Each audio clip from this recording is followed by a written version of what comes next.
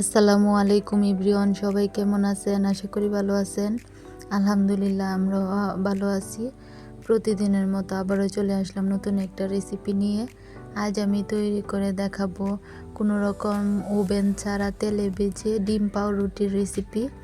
এই পাউরুটিটা দেখতে হবে অনেক সুন্দর, সফট এবং খেতে হবে অসম্ভব মজার। তাহলে চলুন কথা না বাড়িয়ে রেসিপি শুরু করা যাক। প্রথমে আমি ডিম পাউরুটি বানানোর জন্য নিয়ে নিচ্ছি 2টা ডিম। ডিমটা অবশ্যই নর্মাল তাপমাত্রার হতে হবে। এখন আমি দিয়ে দিলাম এখানে চিনি হাফ কাপ, আর দিয়ে দিচ্ছি ইস্ট 1 চা চামচ। এখন আমি দিয়ে দেব এখানে স্বাদ মতো লবণ। এখন দিয়ে দিচ্ছি দুধ। এখানে আমি হাফ কাপ দুধ ব্যবহার করেছি। দুধটা অবশ্যই কুসুম গরম থাকতে হবে। এখন দিয়ে দিচ্ছি আটা। এখানে আমি 1 কাপ পরিমাণ আটা দিয়েছি, একদম উঁচু উঁচু করে 1 কাপ। এখন আমি ডিম, আটা আর দুধ একসাথে খুব ভালো করে মিক্সড করে নেব। আমার এখানে যদি আরও কিছুটা আটা লাগে পরে আমি আবার ব্যবহার করব। দেখুন আমি খুব ভালো করে মিক্সড করে নিয়েছি। এখন আমি দিয়ে দিচ্ছি তেল। এখানে আমি 3 চামচের মতো তেল ব্যবহার করেছি। এখন আমি তেলটা দিয়েও খুব ভালো করে আবার মিশিয়ে নেব। এই কাজটা হাত দিয়ে করলে বেশি ভালো হয়, এজন্য আমি চামচটা উঠিয়ে তারপর হাত দিয়ে সুন্দর করে একটা ডো মেখে নেব। আমার রেসিপি যদি আপনাদের একটু হলেও ভালো লেগে থাকে তাহলে প্লিজ আমার চ্যানেলটা সাবস্ক্রাইব করে দিবেন। পাশে থাকা অল বাটনটা অন করে রাখবেন, যাতে করে আমার ভিডিও আপলোড করার সাথে সাথে আপনার এখানে পৌঁছে যায়।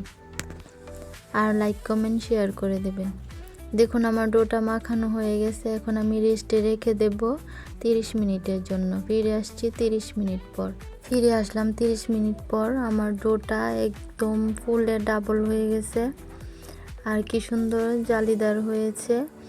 এখন আমি এই ডোটাকে আবারও কিছুক্ষণ আমি মথে নেব।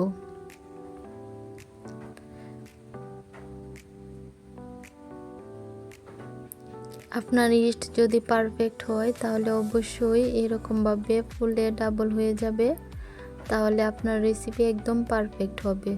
আমি এখন একটা বোর্ডের ওপরে কিছুটা আটা ছিটিয়ে তারপর ডোটাকে খুব ভালো করে একটু মথে নেব, যাতে করে ভিতরে কোনো বাতাস না থাকে। এর জন্য একটু ভালো করে মথে নিতে হবে।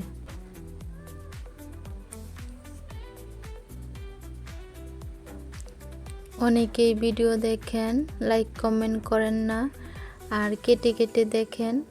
আপনারা যদি আমার ভিডিওটা দেখতে না চান তাহলে একেবারে ভিডিওটা অন করবেন না, কেটে কেটে দেখবেন না, স্কিপ করে চলে যাবেন। আর যদি দেখেন তাহলে প্লিজ আমার পুরো ভিডিওটাই দেখবেন।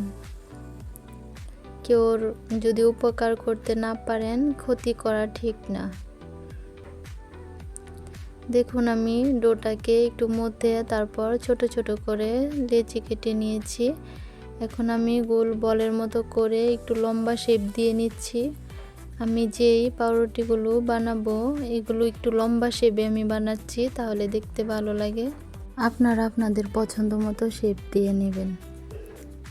দেখুন আমি আরেকটা পাউরুটি বানিয়ে দেখাচ্ছি।